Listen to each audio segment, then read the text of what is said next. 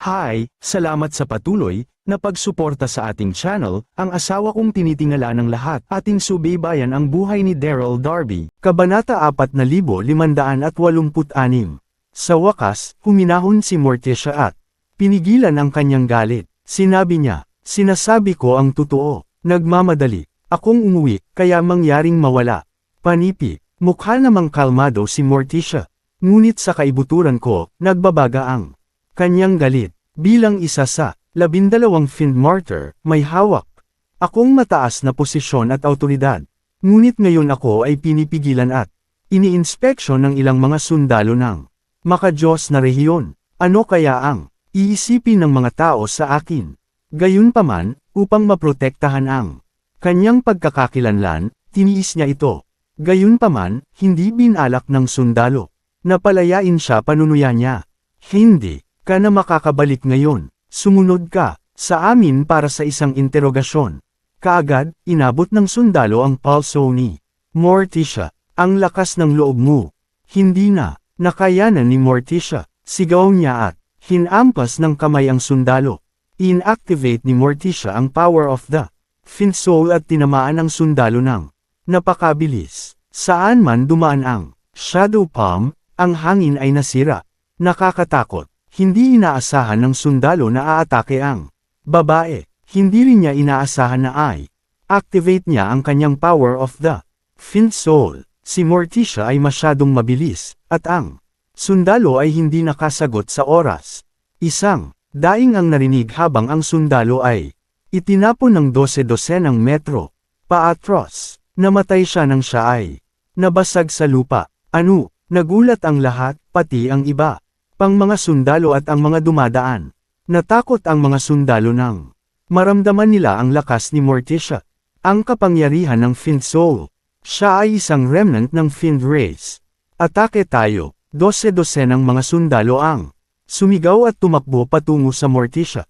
Isang grupo ng mga walang kakayahan na hooligans. Hindi natarante si Morticia. Sigaw niya at sinugod sila. Kaagad, nag-away sila sa himpapawid. Namangha ang lahat, pati si Daryl at ang mga dumadaan. Ang ilang dosenang mga sundalo ay hindi nagawang magpilit kay Morticia. Sa kabaligtaran, na-activate niya ang power of the Fiend Soul, at siya ay walang awa sa kanyang mga pag-atake. Sa tuwing itataas niya ang kanyang kamay, isang sundalo ang mabubugbog sa lupa. Ang mga lalaki sa lupa ay nabighani din sa kanyang balingkinitang figure. Sa una, hindi pa rin magagapi si Morticia. Ngunit mas maraming sundalo ang sumali sa laban. Nagsimula ito sa mahigit 100 sundalo lamang bago umabot sa mahigit 1,000. Dahil mas maraming sundalo ang sumama sa labanan, nagangat si Morticia ng kanyang mga kilay, at siya ay nataranta. Di na ito matutuloy. Parami ng parami ang mga kalaban, at kung may dumating na mas makapangyarihan, baka matalo at mahuli nila ako. Habang pinag-iisipan niya iyon, pinalabas ni Morticia ang power of the Fiend Soul at tatakas na sana. Gayunpaman, pinalibutan siya ng mas maraming sundalo, at hindi niya kayang talunin silang lahat, lalo na ang tumakas. Habang naguguluhan si Morticia, biglang sumabog ang isang nakakapasong puwersa. Pagkatapos, lumitaw ang isang figure sa bilis ng kidlat, sumugod sa hangin, at tumayo sa harap ni Morticia.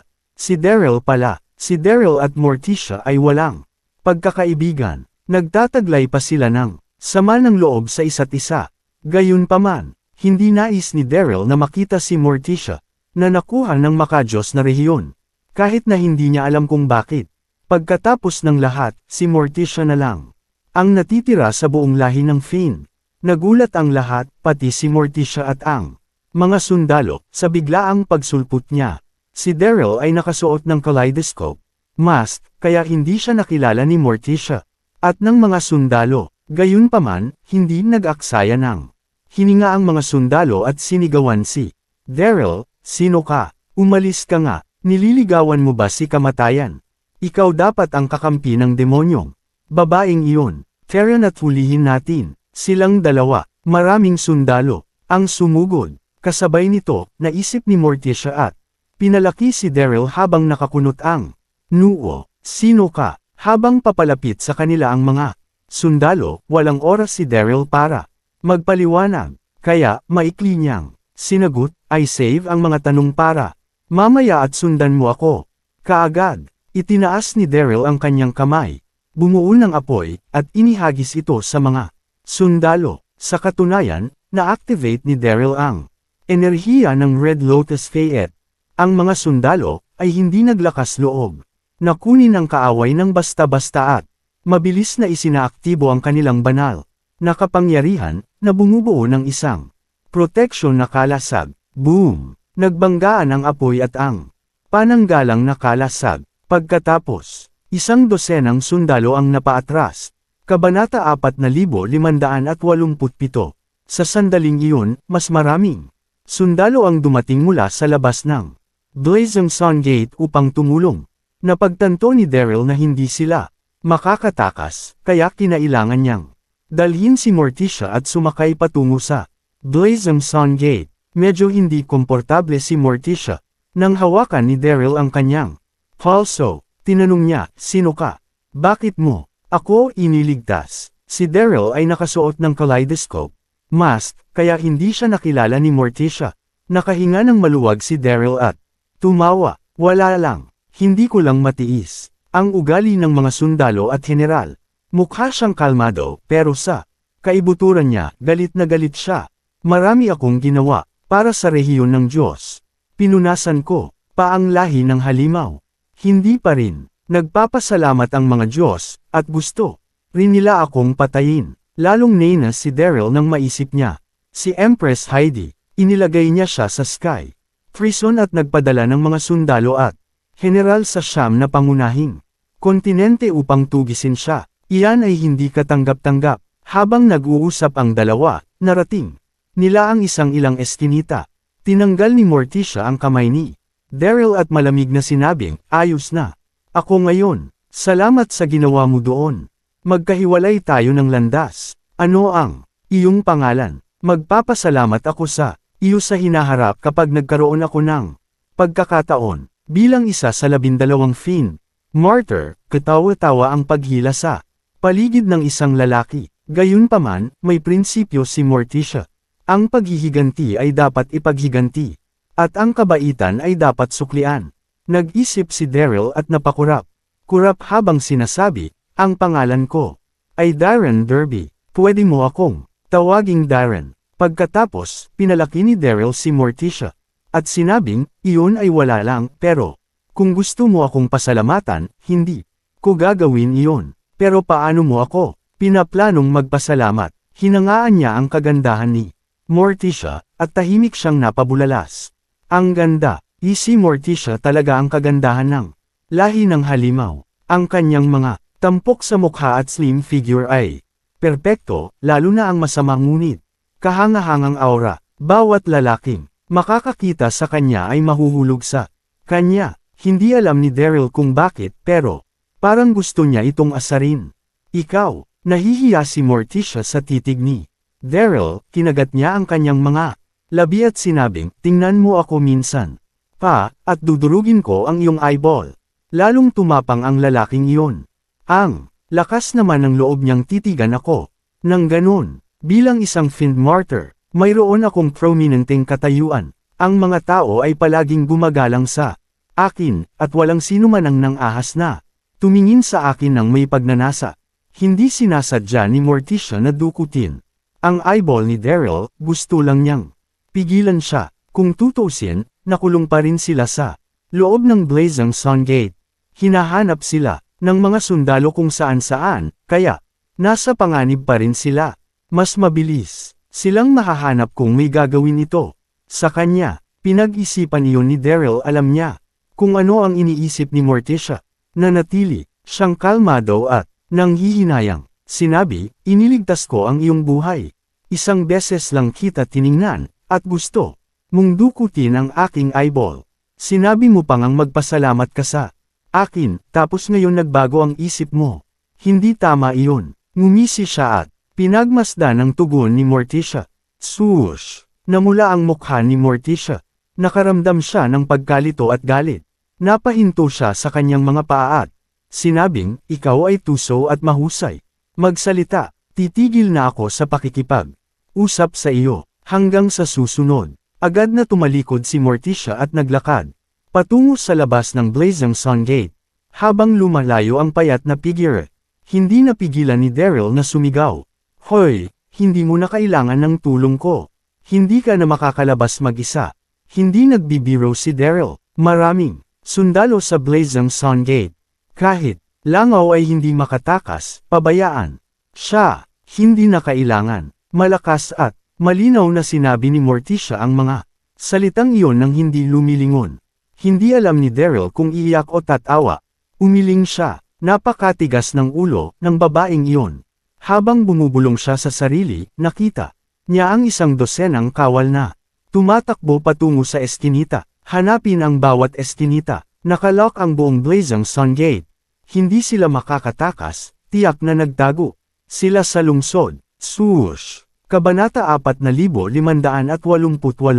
Habang nagsisigawan ang mga sundalo, papalapit ang tunog ng kanilang mga yabag. Tahimik na nagmura si Daryl. Walang masyadong iniisip. Mabilis siyang tumalon sa kisame at tumingin sa paligid. Nagliwanag ang kanyang mga mata. Ito ay isang magandang lugar upang itago. May isang higanteng bronze bell sa isang clock tower sa malapit. Ang diameter ng kampana ay halos 1 metro, at ito ay 3 metro ang lalim. Ito ay isang perpektong lugar upang itago. Higit pa rito, napansin ni Daryl na ang clock tower ang pinakamataas na gusali sa Blazing Sun Gate. Kaya niyang pumatay ng 2 ibon gamit ang isang bato. Itago at obserbahan ang sitwasyon. Oo, dapat muna akong magtago dito. Pansamantala, aalis ako sa Blazing Sun Gate. Pagkatapos nitong tumahimik, hindi nag-atubili si Daryl at umakyat na siya patungo sa clock tower.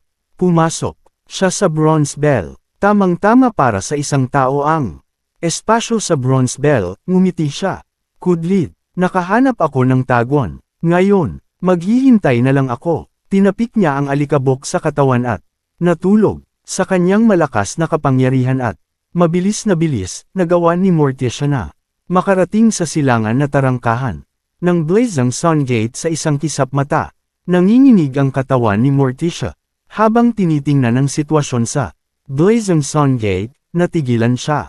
Maraming mga sundalo ang nagbabantay sa labas ng tarangkahan ng lungsod, at ang mga general ay nagtalaga pa nga ng ilang pormasayon. Ang mga pormasyong iyon ay magkakaugnay para sa mga nakakasakit at nagtatanggol na mga hakbang. Sa madaling salita, kapag lumabas si Morticia, siya ay makulong sa alinman sa mga pormasyong iyon. Hindi siya makakaalis kahit na mayroon siyang pambihirang kakayahan. Napakasama, ibig sabihin hindi ako makakalabas. Napaawang ang labi ni Morticia, at natarante siya. Habang nagpapanik siya, napansin din siya ng mga sundalong nagbabantay sa gate ng lungsod. Sigaw nila, ito ang Fiend Martyr. Sinusubukan mo bang tumakas? Hulihin mo siya. Isinaaktibo ng mga sundalo ang kanilang banal na kapangyarihan habang hawak nila ang kanilang mga sandata at sumugod. Napaawang ang labi ni Morticia habang hinahampas ang mga sundalo sa galit. Magwala, mga walang kwentang sundalo at general. Kaagad, pinaandar ni Morticia ang power of the Fiend Soul, sumugod, at nakipaglaban sa mga sundalo. 12 ng mga sundalo ang napaatras sa wala pang 2 round. Sa isang kisap mata, bumagsak sila sa lupa at nawalan ng malay. Natakot ang ibang mga sundalo. Masyadong nakakatakot ang Fiend Martyr na iyon. Huwag magpanik. Biglang may lumabas na matipunong figure mula sa karamihan at sumigaw, siya ay isa lang. Mabilis na buhayin ang formation. Hanggat mabitag natin siya sa formation, mapapanalo natin ito. Ang lalaki ay 2 metro ang taas. May pulang balat, at nakasuot ng pula at itim na baluti. Sa malayo, para siyang bakal na tore. Siya ang unang general na nagsilbi kay Master Mag-era General Hessian. Kaagad, ilang daang sundalo ang lumipat sa paligid upang i-deploy ang pormasayon. Pagkatapos, isang malakas na aura ang lumabas mula sa pagkakabuo at binalot si Morticia. Tiningnan ni Morticia ang sitwasyon. Nang may paghamak, sinusubukang, bitag ako sa porma sayon, agad siyang, umakyat, sinusubukang tumakas. Gayunpaman, minamaliit niya ang kapangyarihan ng pagbuo. Kaagad, isang golden light beam ang lumawak mula sa formation, at walang pag-aalinlangan, pinaandar ni Morticia ang kanyang power of the Fiend Soul para ipagtanggol ang sarili. Bumangga ang kanyang katawan sa sinag, at isang dagandong ang narinig. Napaatras si Morticia sa gitna ng dagandong, mapotla at mahina ang mukha niya. Si General Kishan at iba pang mga sundalo ay lubos na nasa sabik ng makita nila iyon. Nabawi ni Morticia ang kanyang balanse, at ang kanyang mga mata ay kumikislap. Sa galit, masyadong makapangyarihan. Ang porma sayon na iyon, nagamit ko na ang 80% ng aking power of the Fiend Soul, at hindi ko pa rin ito matatalo. Sa sandaling iyon, pinagtawanan ni General Kishan si Morticia at sinabing, Fiend Martyr, walang paraan palabas. Sumuko na, itigil na ang kahibangan. Mukhang mayabang ang maselang mukha ni Morticia habang sinabing, umaasa lang. Kayo sa katotohanang nahihigitan ako. Walang makakapigil sa akin kung gusto. Kung umalis. Kabanata 4589. Nang marinig niya ang tugon ni Morticia, nagbago ang mukha ni General Kishan. At sumigaw siya, atake. Hindi ako. Naniniwala na ang Fiend Martyr ay walang talo. 1,000 sundalo ang sumugod sa Morticia. Kasabay nito, si General Kishan ay nagmukhang masama habang kinukuha niya ang isang anteng-anteng. Itinaas niya ang kanyang kamay, at ang anteng ay naging isang asul na streamer na umaabot patungo sa likod ni Morticia. Ito ay ang talisman amulet na ginamit ng maka-Diyos na rehiyon upang labanan ang lahi ng halimaw. Sa sandaling iyon, hinarap ni Morticia ang patuloy na pag-atake ng mga sundalo, at hindi ito nakaiwas sa oras. Hinampas siya ng talisman amulet sa kanyang likod. Napaungol si Morticia habang nanginginig ang kanyang katawan. Namutla ang mukha niya, galit na galit at desperado si Morticia. Ang talisman amulet ay naglalaman ng makalangit na espiritual na aura at ang kapangyarihan ng kalaban ng halimaw na soul. Kapag ang enerhiya ng talisman amulet ay pumasok sa katawan ng isang tao, ito ay magiging sanhi ng pagkasira ng kaluluwa ng halimaw. Mukhang hindi na ako makakalabas sa Blazing Sun Gate sa pagkakataong ito. Dapat akong maghanap ng mapagtataguan at gumawa ng mga plano. Habang iniisip ni Morticia ang kanyang sarili, ikanaway niya ang kanyang kamay, at bumuo ng kakaibang asul na apoy. Ang mga sundalo ay hindi nang ahas na lumapit sa asul na apoy. Sinamantala ni Morticia ang sitwasyon, tumalikod, at tumakbo patungo sa mga criss-cross na eskinita. Matalino si Morticia. Alam niya na kung mas komplikado ang kapaligiran, mas kapaki-pakinabang ito para sa kanya. Hanggat kaya kung humiwalay sa pagtugis ng mga sundalo, mapapatalsik ko ang enerhiya ng talisman amulet. Kung hindi, ito ay mananatili sa aking katawan, at magkakaroon ng walang katapusang problema. Habang tumatakbo si Morticia sa Blazing Sun Gate, naging solemn na ang mukha ni General Kishan. Siya ay umungol, sumunod ka sa kanya. Maghanap sa Blazing Sun Gate at kunin siya. 0-0, sabay-sabay na sagot ng mga sundalo at nagsimulang humabol kay Morticia. Hindi nagpanik si Morticia at nagpatuloy sa pagpunta sa bawat eskinita. Pagkalipas ng ilang minuto, nataranta ang mga sundalo at nawala sa kanila si Morticia. Sa sandaling iyon, nagtago si Morticia sa ibabaw ng bubong. Ang kanyang maselang mukha ay tila lubos na naguguluhan. Mukhang tama si Darren. Pinahusay nila ang seguridad ng Blazing Sun Gate, at hindi na ako makakatakas sandali ngayon. Ang taong iyon ay kumilos ng desidido, at mukhang pamilyar siya sa Blazing Sun Gate. Marahil, sa tulong niya, makakaalis na ako, pero ngayon ko lang tinanggihan ang offer niya, at nahiwalay din ako sa kanya. Saan ko siya hahanapin? Hindi alam ni Morticia na ang lalaking tumatawag sa kanyang sarili na Darren ay ang pinakakalaban ng halimaw na lahi. Si Daryl. Habang pinag-iisipan iyon ni Morticia, Naglakad ang mga sundalo sa eskinita sa ibaba niya. Nasaan siya? Masyadong tuso ang Fiend Martyr na. Iyon, wala na siya. I-deploy natin ang formation sa labas ng lungsod. Hindi sana siya makakatakas. At dapat nasa malapit lang siya. Maghanap tayo ng mabuti. Tahimik na nagtago si Morticia sa bubong. Hanggang sa marinig niya ang mga yabag. Napapalayo. Pagkatapos, nakahinga siya ng maluwag. At the same time, nakaramdam siya ng gulat. Di na ito matutuloy. Hahanapin nila ako.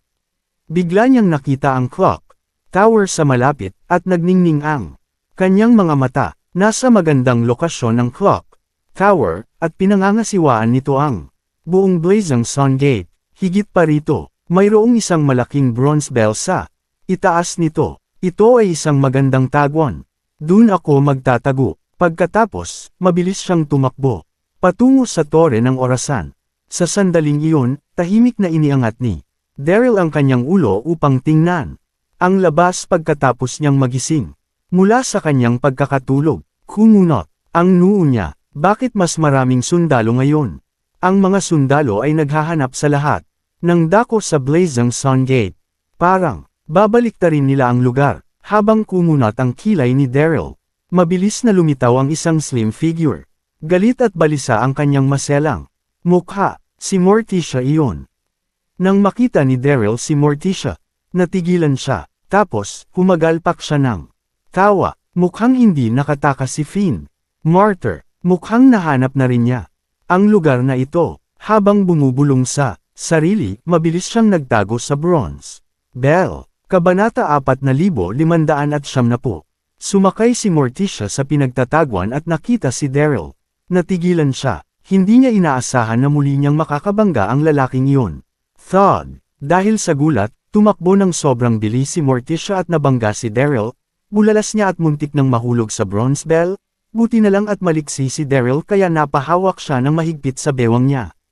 Hingal. Sa pagkakataong iyon, nakayakap si Daryl sa isang magandang babae. Napabuntong hininga siya at napasigaw sa katahimikan. Napakalambat niya at napakabango. Kasabay nito, naramdaman niyang mahina si Morticia. Kumunot ang noo niya. Nasugatan ba siya? Masyadong matigas ang ulo ng babaeng ito. Sinabi ko sa kanya na hindi siya makakaalis ngayon, ngunit tumanggi siyang makinig. Nang mga sandaling iyon, nanginginig si Morticia, at pakiramdam niya ay halos kumabog ang kanyang puso mula sa kanyang dibdib sa parehong oras. Nakaramdam din siya ng hiya. Ang lakas ng loob ng lalaking iyon na yakapin ako. Pagkatapos, kumawala si Morticia sa mga braso ni Daryl at sinampal siya. Sumigaw siya, huwag mong isipin na hindi kita papatayin dahil lang sa tinulungan mo ako. Habang nagsasalita, tiniis niya ang sakit na dulot ng talisman amulet. Hinawakan ni Daryl ang mukha niya at hindi siya nakaimik. Ikaw pala ang pumasok dito. Natakot. Akong mahulog ka kaya, niyakap kita. Bakit mo ako sinisisi? Sino ang makakaalam na nagtatago ka sa bronze bell? Walang galang na sabi ni Morticia. Humalaklak si Daryl. Paano ako makaligtaan sa isang magandang tagwan? Pagkatapos, pinalaki niya si Morticia at sinabing, sigurado ako bigo kang makatakas. Nasabi ko na sa iyo na mahirap tumakas, pero tumanggi kang makinig. At ngayon nasugatan ka, tumahimik ka. Galit na galit si Morticia at sinabing, sino ka para punahin ang aking aksyon? Hindi nakaimik si Daryl, tumanggo siya. Panipi, sige, hindi ako sisigot sa kaso mo. Pero masama ang kalagayan mo ngayon. Bakit hindi ka magpahinga sa bronze bell? Paprotektahan kita. Pinandilatan ni Morticia si Daryl at walang galang na sinabing, hindi pwede. Mananatili ako dito, at maaari kang pumunta sa ibang lugar. Galit na galit si Daryl. Bakit ko naman gagawin yun? Una kong natagpuan ang lugar na ito. Bakit ko hahayaan na kunin mo ang lugar na ito? Napaka-bossy nitong Fiend Martyr. Kinagat ni Morticia ang labi niya at sinabing, wala akong pakialam. Gusto kung magpahinga dito, at ayoko na may katabi ako. Hindi pwede. Umiling si Daryl at desididong sinabing, hindi ko hahayaang kunin mo ang lugar na ito. At, huwag mong kalimutan, tinulungan kita Noon, pero ngayon gusto mong pumalit. Sa pwesto ko, logic din ba yun? Namula ang mukha ni Morticia, at hindi niya nagawang pabulaanan iyon. Makalipas ang ilang segundo, nakompromiso si Morticia at sinabing, ayos lang, magkasama tayo dito. Habang nagsasalita siya ay nadidismaya siya.